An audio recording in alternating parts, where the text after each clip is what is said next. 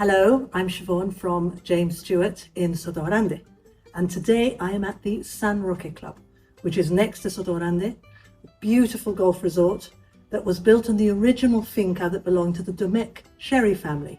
Hence the clubhouse is their original country home.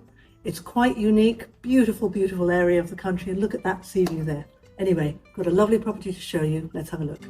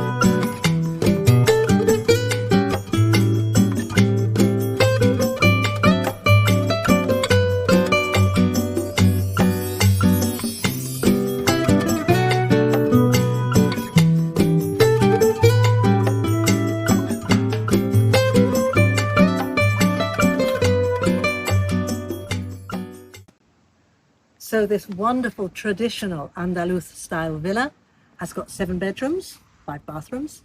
The plot's about just over 3,600 with about 720 square meters of total build.